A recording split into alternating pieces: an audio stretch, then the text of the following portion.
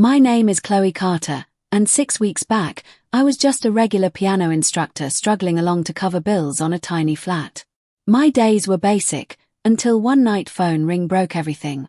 My grandfather, Henry Carter, a guy the planet recognized as a rich boss but I recognized as the single person who really trusted in me, had passed in a terrible crash. The following day, attorney called us.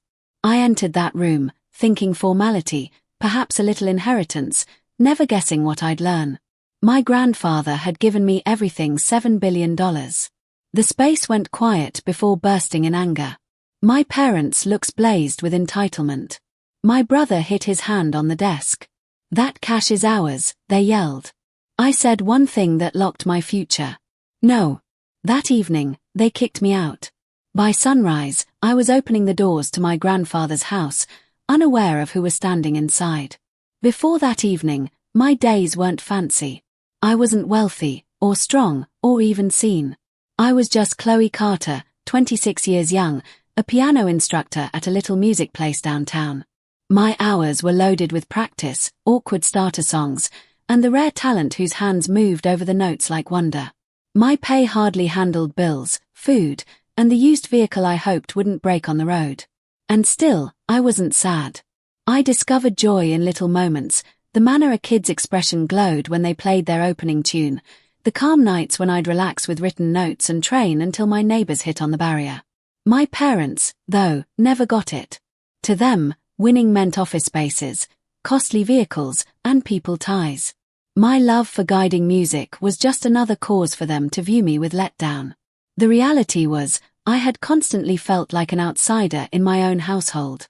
My father, Richard Carter, a guy focused on rising work steps, barely talked to me unless it was to judge. My mother, Diane, thought more about holding her spot in the correct people groups than wondering how her kid was managing. My brother, Ethan, was the favorite kid, spoiled, wild, and somehow constantly excused. The single person who ever made me sense like I was good was Grandpa Henry. From the moment I was young, his house wasn't just a spot of riches, it was a shelter. I recall racing through the stone paths, not thinking about the valuable pictures on the surfaces, only about the manner Grandpa's joy rang after me. On Sunday hours, he'd rest beside me at his big piano, his hands strangely skilled for a guy in his 70s. He'd bend down and say, "Chloe, cash will purchase you a piano, but it can't purchase you melody. That arrives from here." He'd touch my body where my pulse beat quick. Those classes went well past melody. Grandpa showed me that riches is a means, not a name. While my parents used their hours flaunting, Grandpa existed with soft respect. He operated the matching dark car for years, had fitted clothes that were older than me, and never once thought about amazing anyone. I used more weekends at his house than at my own place. We made treats in the huge cooking room, battled chess by the flames, and strolled the yard where he showed roses he'd grown himself. He paid attention, truly paid attention when I talked about my goals. Unlike my parents, he never turned his look. Sometimes, I thought if he realized I didn't fit with them, if he noticed the manner my mother pulled back when I picked to remain at his place instead of joining on household trips. He never spoke it aloud, but in the manner he grinned at me, I sensed a vow. "One day, Chloe, you'll grasp why I've held you near." Back then, I believed it just meant he cared for me. I didn't know it was a signal, too. It was a Tuesday night when the phone buzzed. I was checking work papers at my eating desk, partly hearing to the sounds of my old flat. When I noticed the code on the display unknown, I nearly didn't pick up. But something in my feelings told me to grab it. "Miss Carter." A guy's tone, thick and formal. "This is Officer Daniels from the State Highway Patrol. I'm sad to tell you that your grandfather, Henry Carter, was in a wreck tonight. His car was hit by a drunk operator. He didn't survive. The planet spun. My writing tool fell from my grip, liquid spreading over the sheet. Didn't survive. My body grew tight, refusing to accept. My grandfather wasn't just living, he was forever. He was meant to watch me perform at my student show next month. He was meant to ring me tomorrow to wonder if I'd finished eating. He couldn't be lost. But he was. The service was a haze of dark outfits and hollow sympathy. The house that had once seemed like a safe spot became a platform for lies. My parents grabbed control of everything, not out of caring, but out of image. They shouted at the service leader over plant choices, criticized the food workers for not serving good enough grade snacks. My mother held her jewelry and said loudly, "Can you trust he operated himself? A rich person, and he still behaved like a regular guy." My father remained rigid, mouth tight, already thinking. His look wasn't pink from sadness. They were focused, anxious, as if he was doing numbers in his brain: items, money, share ownerships. And then there was Ethan. My brother rested against a stone post, looking through his device, breathing as if the whole thing was a bother. When I wondered him if he was okay, he lifted shoulders. "I'll be fine once we learn what we're receiving." I needed to shout. How could they remain in the matching space where Grandpa's days was being respected and discuss about cash? I remained near the box, looking at his calm expression. He appeared almost resting, his palms placed cleanly over his body. I said so no one else could listen, "I'll do you honored, Grandpa, I swear." But as I looked around, I understood I was the single one who sensed that manner. My aunt and uncle, folks who hadn't come in years, cried hard for the lenses, and then quit once the picture takers wrapped up. My parents acted for pity, but their grins moved whenever someone talked Grandpa's wealth. When the event finished, I stayed, not ready to abandon him alone. That place, that yard, that piano, they were all filled now, and I was suddenly very clear, I was by myself. 2 weeks forward, the ring arrived from Michael Turner, my grandfather's attorney. His tone was settled but strong. "Chloe, your grandfather's papers is prepared to be shared. He wanted your being there, and the being there of your close household. Tomorrow day, 9 a.m., at my room." Something in his sound made my belly turn. I didn't realize it yet. But that gathering would shift everything. The following day, I remained outside the room of Michael Turner, my grandfather's attorney. The structure was an old changed Victorian place, its dim lumber and colored glass screens throwing long darkness. My hands were damp around the grip of my cover. It wasn't pouring, but the air hung thick with dim. Inside, the space smelled slightly of hide and coffee. Michael welcomed me with a serious grin, his light hair totally brushed. "Chloe," he said gently, taking my palm. "Your grandfather talked of you often, he was honored." I took hard. "Thank you." My tone broke. Before I could speak more, the entry flew open. My parents rushed in as if they controlled the spot. My father, Richard Carter, fixed his costly timepiece with a click of his hand. My mother, Diane, walked ahead in shoes that sounded like shots against the wood ground. Behind them, my brother Ethan dragged in, having dark glasses inside. At 9 in the day, his top partly placed, a grin stuck on his expression. "Let's finish this quick," my father yelled. "We all realize how this works. My father created the business, and as his single boy, I'll be running it now." Michael's kind grin didn't break, but I spotted a movement in his look. He pointed for us to join him into a meeting space, where a big oak desk stood. I rested near him. My parents took the spots at the front, as if it were already theirs. Ethan spread lazily over a seat, his shoes on the rim of the desk. Michael spoke up, fixed his glasses, and pulled a heavy hide binder. Henry Carter was of clear brain when he changed his papers last year. He went through thinking checks, and I was there for every marking. There is no doubt of his ability. My father moved a palm quickly. Yes, share it." Michael started.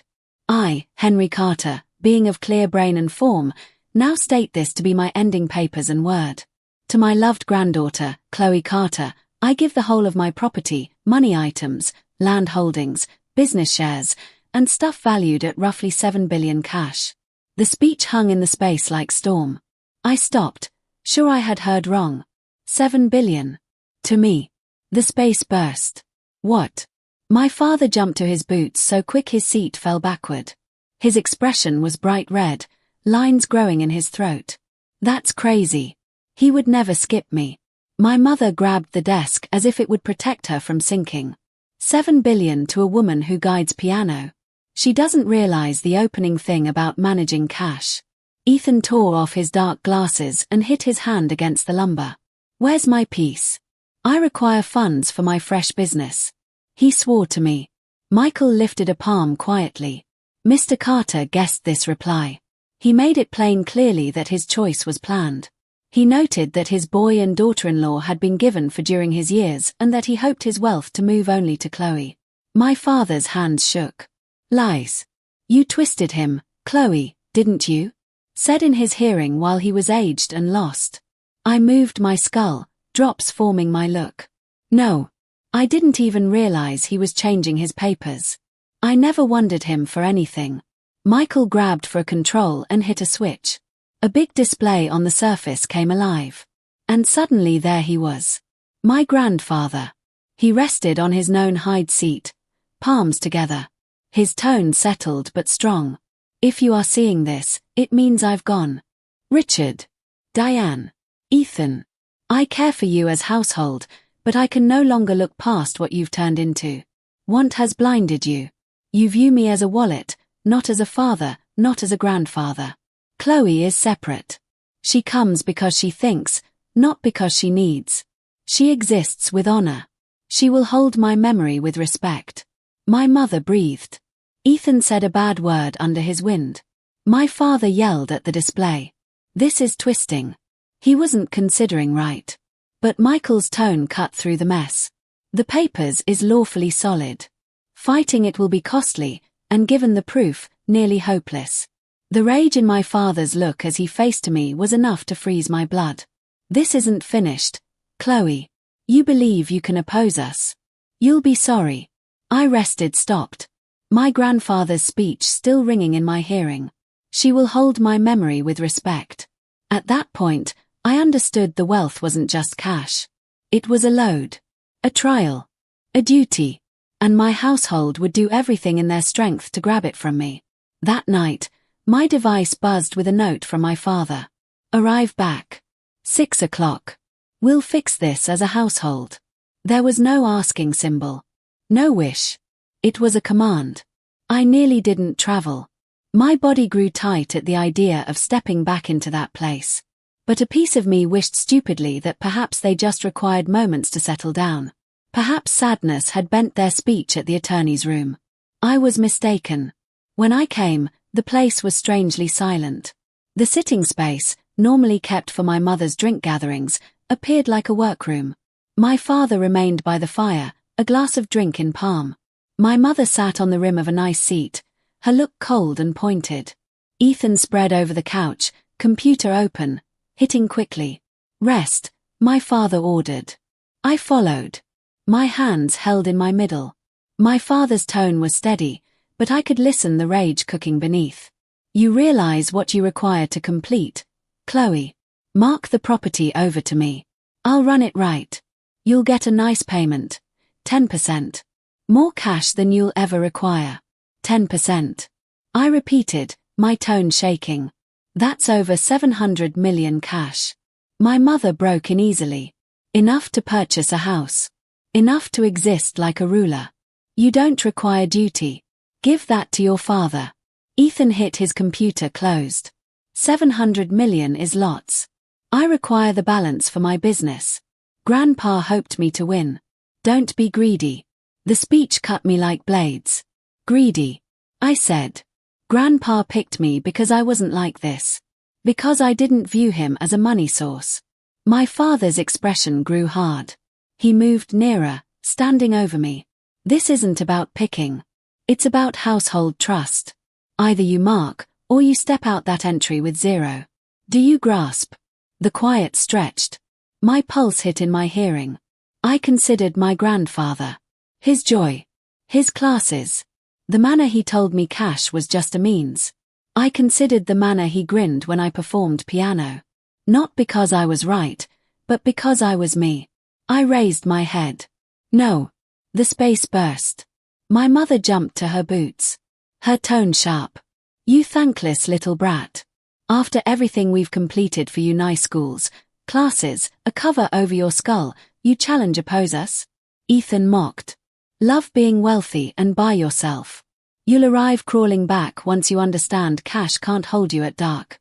But it was my father's speech that hurt the strongest. His tone fell to a scary say. If you step out of this place tonight without marking, Chloe, you are no longer my kid. Don't arrive back. Don't ring. Don't think a single bit of aid. You'll be gone to us. My wind stopped. A piece of me needed to sob, to beg him to grab it back. But another piece of me, the piece my grandfather had grown, remained strong. I guess I've been gone to you for years, I said quietly. You never noticed me. You only noticed what you hoped. My father's expression bent with rage. He took my shoulder, pulling me toward the main entry. My mother joined, yelling commands like a boss. Gather a sack. 30 minutes. After that, the locks will be switched. I fell into my youth sleeping room, the surfaces still covered with aged show prizes and faded pictures. My palms moved as I pushed clothes into a sack. I took my travel paper, my grandmother's blanket, the picture of Grandpa and me at the piano. Everywhere I viewed, I noticed ghosts of the woman I used to be, of the household I believed I had. When I came back to the path, my father was standing. Shoulders folded, looked cold. He pulled the main entry and showed outward. Out. The dark space was frozen as I moved onto the steps. My sacks seemed stronger than they were. My mother's tone joined me out. You'll be sorry for this, Chloe. Cash won't hold you heated. Household is always. I faced, my tone steady despite the drops in my look. Then why did you just kick me out? The entry hit closed behind me, and just like that, I was without a home. But I wasn't broken. In my bag was a little metal piece marked with my grandfather's letters. The piece to his house. The one spot left that seemed like belonging. I held it firmly. If they believed they could remove me of everything, they were mistaken. This was just the start. The trip to my grandfather's land seemed longer than it was. My aged car shook along the dim street, front lights slicing through the fog.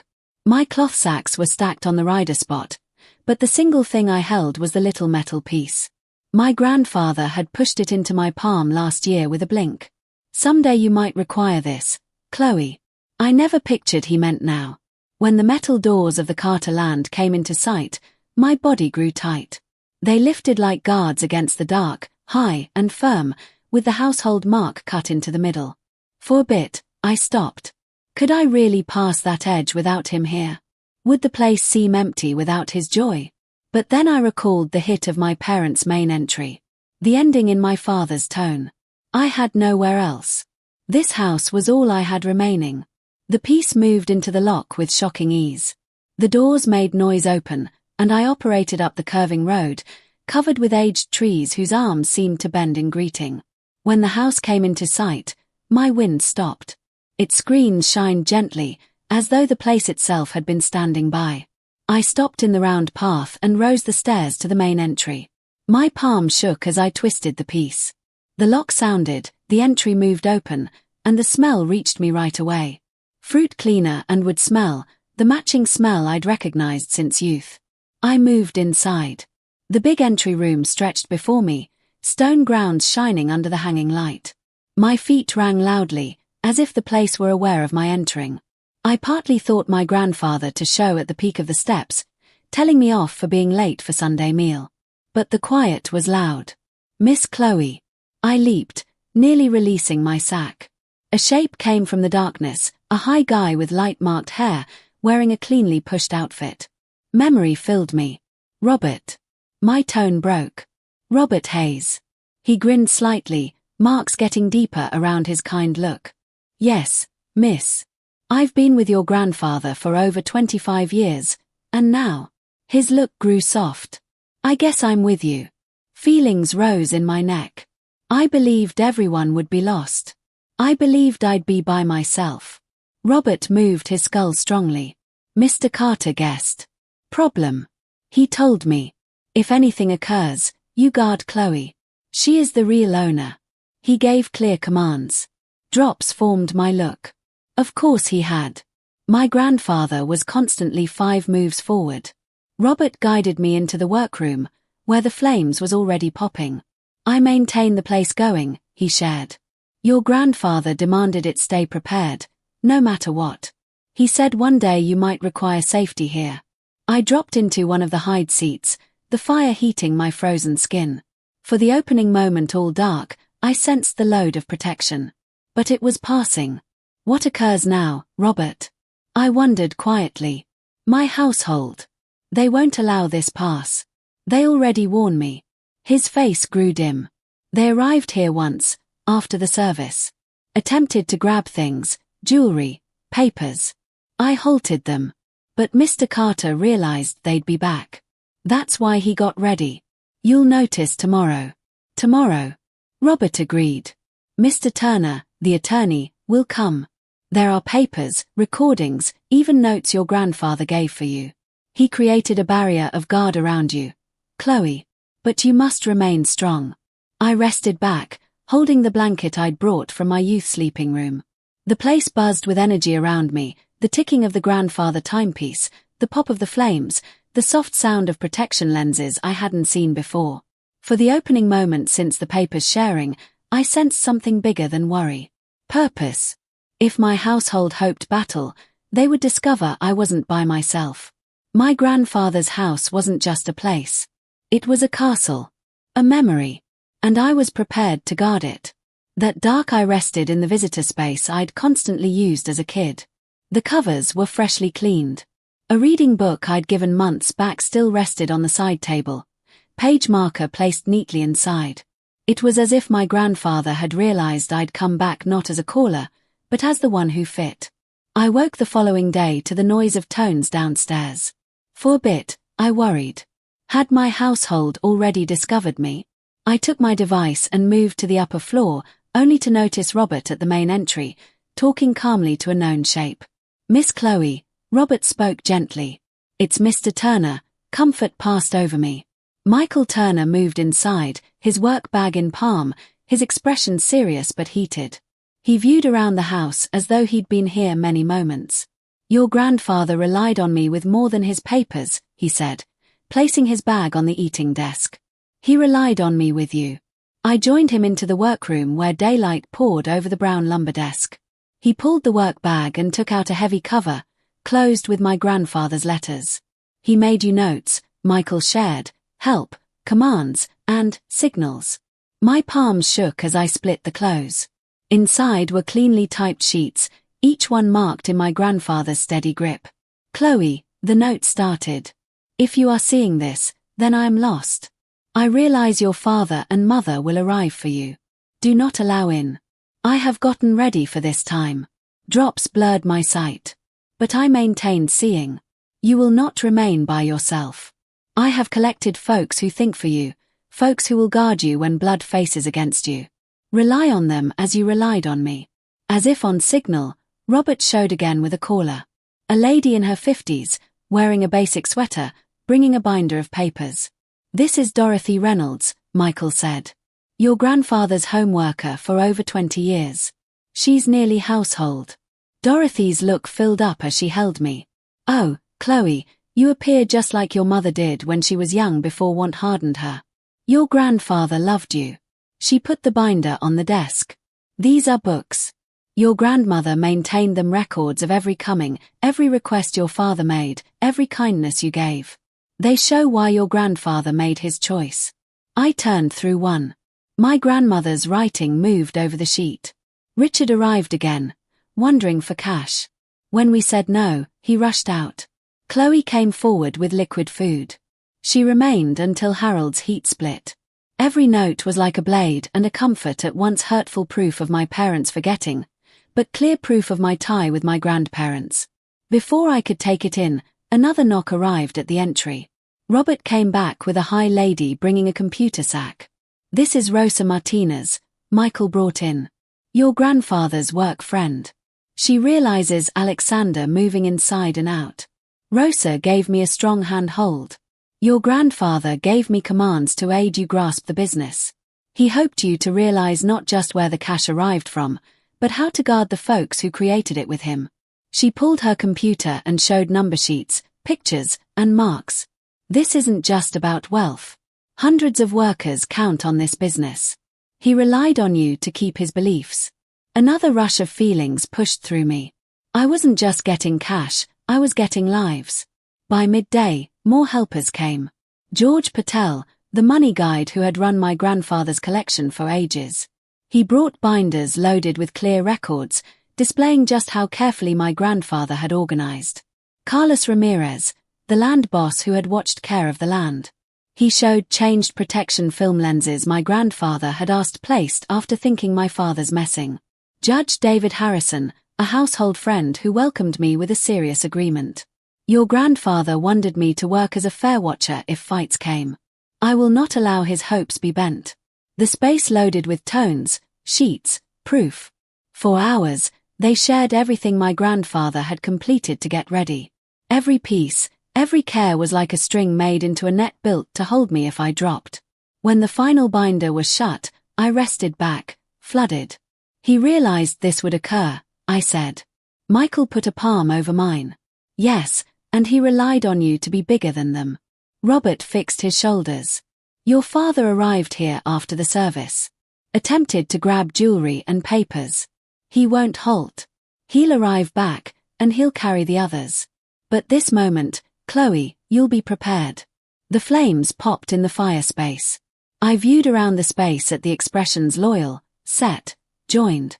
He brought binders loaded with clear records, displaying just how carefully my grandfather had organized. Carlos Ramirez, the land boss who had watched care of the land. He showed changed protection film lenses my grandfather had asked placed after thinking my father's messing. Judge David Harrison, a household friend who welcomed me with a serious agreement. Your grandfather wanted me to work as a fair watcher if fights came. I will not allow his hopes be bent. The space loaded with tones, sheets, proof. For hours, they shared everything my grandfather had completed to get ready. Every piece, every care was like a string made into a net built to hold me if I dropped. When the final binder was shut, I rested back, flooded. He realized this would occur, I said. Michael put a palm over mine. Yes, and he relied on you to be bigger than them. Robert fixed his shoulders. Your father arrived here after the service. Attempted to grab jewelry and papers. He won't halt. He'll arrive back, and he'll carry the others. But this moment, Chloe, you'll be prepared. The flames popped in the fire space. I viewed around the space at the expressions loyal, set, joined. They weren't my blood. But in that time, they seemed more like household than anyone I'd ever recognized. I cleaned my look and remained. If they hope to arrive for me, allow them. I won't escape. I won't allow up what Grandpa gave to me. Dorothy's palm held mine. That's the spirit. He'd be honored. That dark, I rested in the main sleeping space, looking at the cut overhead beams. For the opening moment, I grasped the complete load of my getting. It wasn't just about living my household's anger. It was about guarding everything my grandfather created and showing I was worthy of his reliance. And deep down, I realized tomorrow would carry the opening real trial. The day space was thick, nearly charged, as though the planet itself was getting ready for a rush. Robert had placed himself near the main entry, shoulders raised like a fighter waiting battle. Dorothy moved in the cooking room, her actions settled but planned, as if making treats could ease the corners of battle. By 9 o'clock, the house was living with helpers. Michael spread papers over the eating desk, showing legal parts and marks. Rosa placed up her computer, throwing money pictures that showed how carefully Grandpa had run the business. Judge Harrison rested near the fire space, his being there by itself giving power. I remained at the middle of it all, pulse hitting, hands wet. They're arriving, I said. As if brought by the speech, wheels made noise over stones. Many vehicles stopped into the road smooth, costly cars shining like hunters. My belly jumped. The hitting on the main entry shook the hanging light. Pull open, Chloe. My father's tone rang. You've had your play, but this is finished. Robert looked at me. I agreed, making my wind steady. He opened the entry and pulled it wide. My household poured inside like a flood. My father guided the rush, his expression red, lines growing. My mother moved in behind him, mouth tight in hate.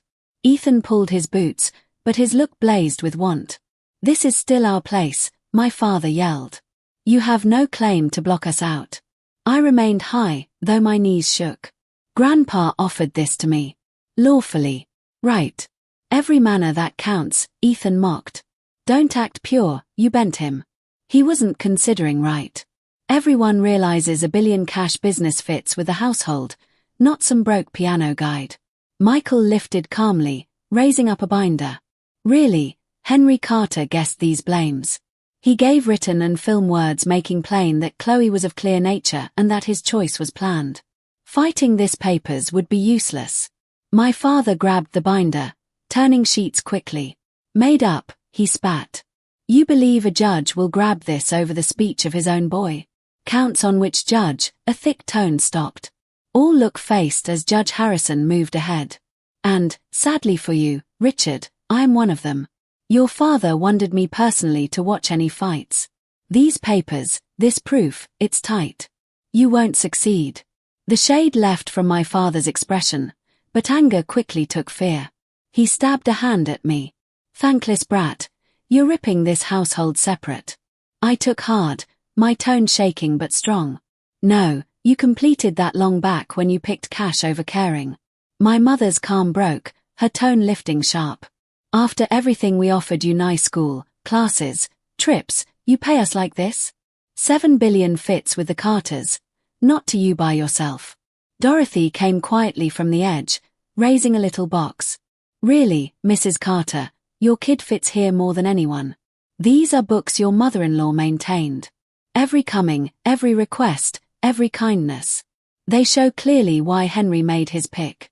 My mother stopped as Dorothy passed the box to Michael. He took out a sheet and spoke aloud. Richard requested cash again. When we said no, he yelled that we were cheap. Chloe arrived forward with liquid food and remained until Harold's heat split. The space was quiet, except for the popping flames. Ethan suddenly rushed ahead, hitting his palms. On the desk. This is garbage, he yelled. You can't turn us away with fake notes and old books. Michael remained calm, his tone like ice. These aren't fake, Ethan. They're signed, dated, and witnessed. Your grandfather kept records because he knew you'd fight this. My father's expression turned dark. Fine. If you won't listen to reason, we'll take this to court. We'll drag you through every legal battle until you're too tired to fight. My mother stepped closer, her tone dripping with false sweetness. Chloe, darling, think about what you're doing. You'll spend years in courtrooms. Lawyers will drain your inheritance. Is that what Grandpa would have wanted? I felt the pressure building in my chest, but I forced myself to stay calm. Grandpa wanted me to protect his legacy, and that's exactly what I'll do. Rosa stood, her laptop screen glowing. Actually, Henry prepared for that too. He established a trust with independent trustees. Even if you challenge the will, Chloe's position is protected. The company continues operating under her direction. My father's fists clenched. This is insane. You've brainwashed her. Judge Harrison stepped forward, his voice carrying authority. Mr. Carter, I suggest you leave before this becomes harassment. You have no legal standing here. Ethan kicked a chair, sending it clattering across the floor. You'll regret this, Chloe. We'll make sure everyone knows what kind of person you are. Dorothy moved beside me, her presence comforting. These people will say anything to hurt you, dear. Don't let them. My mother's expression twisted with rage. You think you're so special? Wait until the media hears about this. We'll tell them how you manipulated a dying old man. Michael's voice cut through sharply. Threatening slander won't help your case, Mrs. Carter. In fact, it strengthens Chloe's position. My father pointed at me one last time. You've made your choice. Don't come crying to us when you realize you can't handle this. I lifted my chin, my voice steady. I won't. Because I have people who actually care about me, not my money. The words hung in the air. My father's face went crimson.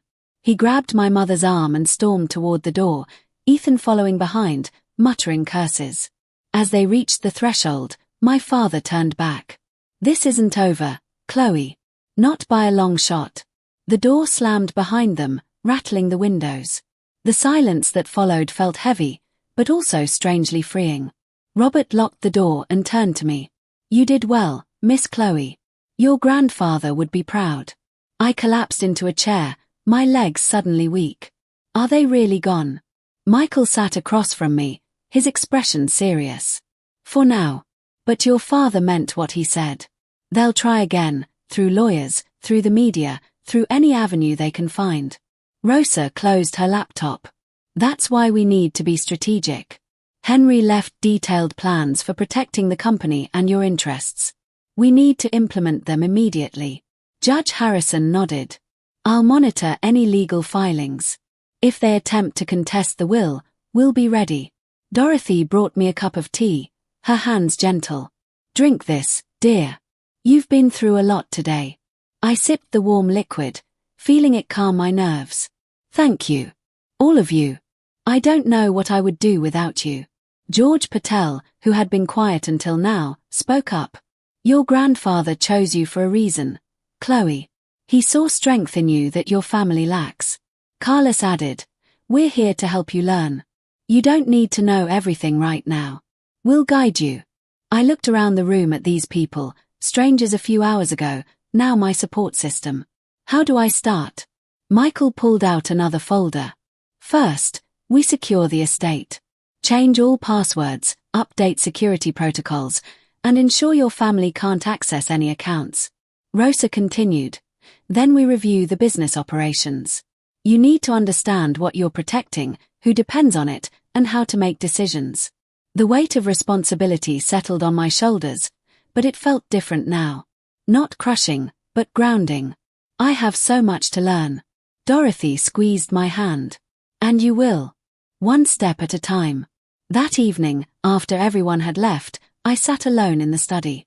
The fire crackled softly, casting dancing shadows on the walls. I pulled out the letter from my grandfather again, reading his words carefully. Chloe, money is just a tool. What matters is what you build with it. I built a company that provides jobs, supports families, and creates value. I trust you to continue that work. Your family sees dollars. I need you to see people. That's why I chose you. Tears rolled down my cheeks, but they weren't tears of sadness.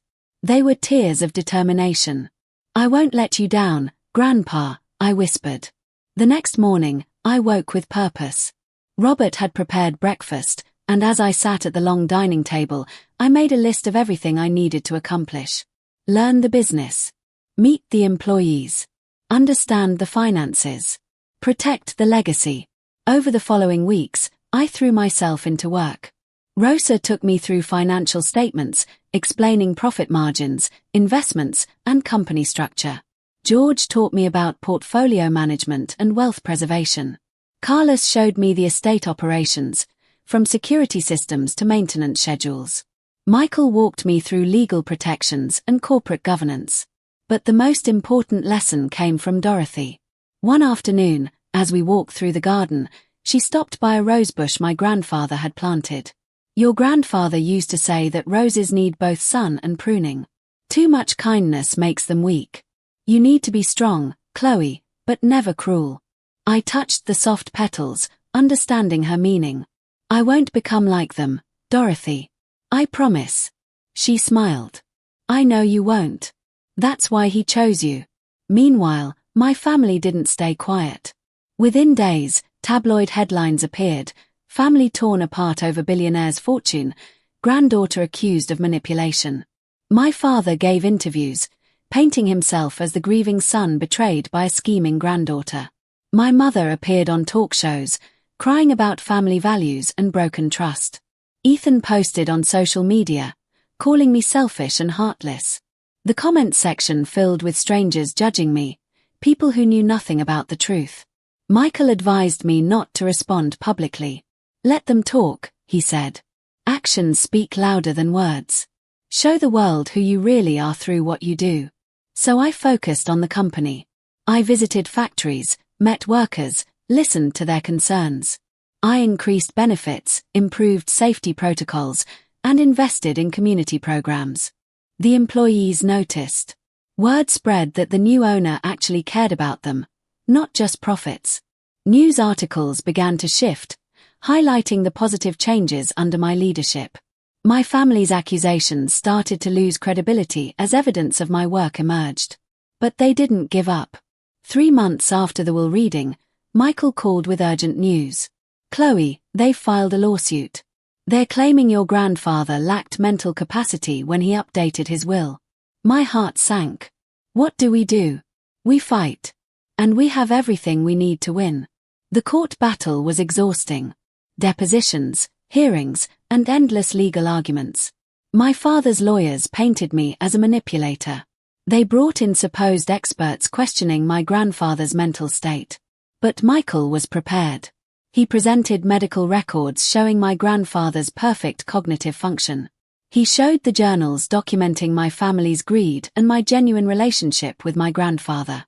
Judge Harrison testified about my grandfather's clear intentions. Rosa and George explained the careful planning behind the estate structure.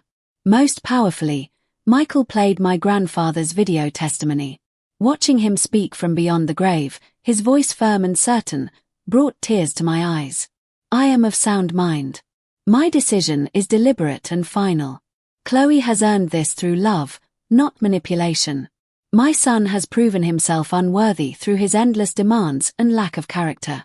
The courtroom went silent. Even my father's lawyers seemed shaken. After 6 months of legal warfare, the judge ruled in my favor. The will stood. My inheritance was secure. My father left the courtroom without looking at me. My mother followed, her face tight with anger. Ethan slammed the door on his way out. I felt no joy in their defeat, only relief. It's over, I said to Michael. He shook his head gently. The legal battle is over. But rebuilding your life, that's just beginning. He was right. Over the next year, I grew into my role. The scared piano teacher transformed into a confident leader.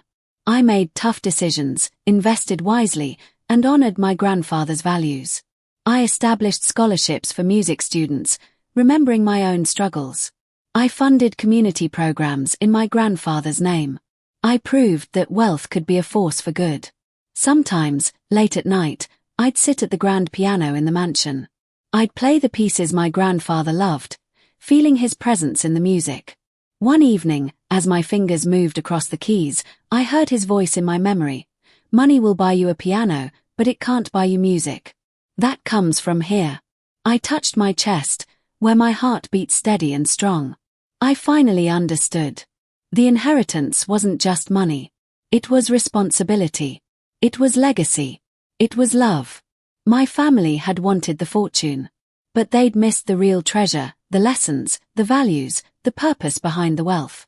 I had all of that. And no amount of money could ever replace it. Years later, I stood in the same lawyer's office where this journey began. But this time, I was updating my own will, preparing to pass on what I'd built. Michael smiled as I signed the documents. Your grandfather would be so proud of who you've become. I looked out the window at the city below, thinking of all the lives touched by the legacy I'd protected. I hope so, I said softly. Because everything I am, everything I've built, started with his belief in me. And that's something no one can ever take away. The end.